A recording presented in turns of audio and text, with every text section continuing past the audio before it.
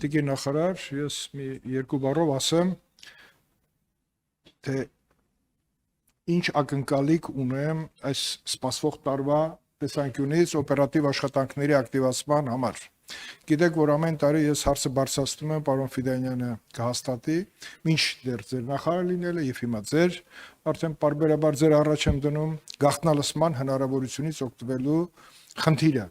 Ես կարծում եմ, որ ինչքան էլ բյուջեի համար դա ծանր խնդիր է, որտեղ մեծ է ծախսը, այնուամենայնիվ մենք պետքա փուլ առ փուլ մոտենանք այդ խնդրին եւ կարողանանք գտնել լուծումներ։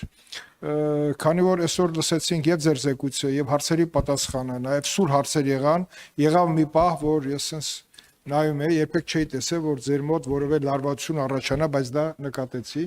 մեկ-երկու հարցի շրջանակներում, երբ որ ոստիկանությունը դիտվեց որպես այսպես ոչ պատշաճ գնահատականների տեսքով, բայց ես ուզում եմ հիշեցնել 24-23 թվականին ոստիկանության աշխատանքի գնահատականը միջազգային կառույցների կողմից, այդ մասին մենք չխոսեցինք, որոնք դա մեր սոցիոլոգիական հարցումների արդյունքում չէր։ Ոստիկանության նկատմամբ կա հասարակության կողմից որոշակի վերաբերմունք, եւ երբ որ ես ասում եի ցուցմունքը մեկ ոստիկանի կամ երկու ոստիկանի, ես պարզապես ուզում եի ասել, որ երբ որ գնում է բախում, շատ հնարավոր է ոստիկանը մենակ է ինքը եւ մեկ ցուցմունքներ կարող է բավարար լինի այդ խնդրի լուծման համար եւ դուք շատ ճիշտ նշեցիք, որ դա ոչ միայն նախարարի գործը չի, այլ մյուս կառույցների ուրեմն կողմից իրականացված քննության արդյունքում պետք է լինի։ Այնպես որ մեկ թե երկու ցուցմունքի խնդիրը չի, ոստիկանը պետք է այնպիսի վստահությամբ ներշնչված լինի, որ նրա ասածը որևէ մեկը չի կարող հերքել եւ ամբողջ աշխարհում է այդպես։ Բոլորս էլ այստեղ նստածները շրջագայում ենք, տեսնում ենք ոստիկանը իր ծառայության ընթացքում թե ուժ կիրառելուց թե բանից ինքը անում է գործողություն, բայց ինքը շատ լավ վարժված է, որ այդ գործողությունը ինչքանով է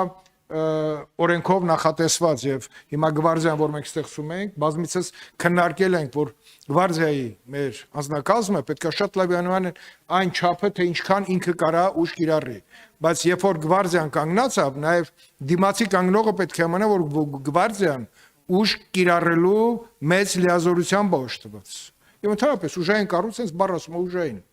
Ես շնորհակալ եմ այս զեկույցի համար, տիկին նախարար, որովհետև բարեփոխումները դրանք արկա են, նաև փառաքարի բացահայտումը, դա բարեփոխումների արդյունք է, բայց դա քիչ է։ Որովհետև Տիկին Գրիգորյանը ասաց, որ այնտեղ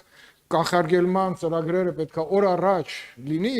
մենք գիտենք, որ քարտեզը օպերատիվ ինքը շատ բազմաշերտ է, եւ փառաքարը միշտ եղել է այդպիսին։ Փառաքարում շատ զենք կա, եւ այդ զենքը օր առաջ պետք է բացահայտվի, եւ մեր ակնկալիքը քրեական ոստիկանությունից եւ ոստիկանության բոլոր կառույցներից նաեւ համայնքային այդ զենքերը օր առաջ իրենց պատվալներից վարձիտակից հանվի եւ որպեսզի պաշտպանվեն նաեւ հնարավոր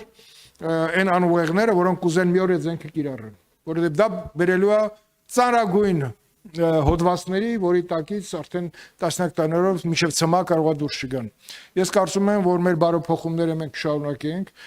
Բյուջետային այս քննարկումից եւ ներկայացումից հետո կլինեն խնդիրներ, որ մենք շատ հնարավոր է հանձնաժողովի գուցե արտահերթ նիստով որոշ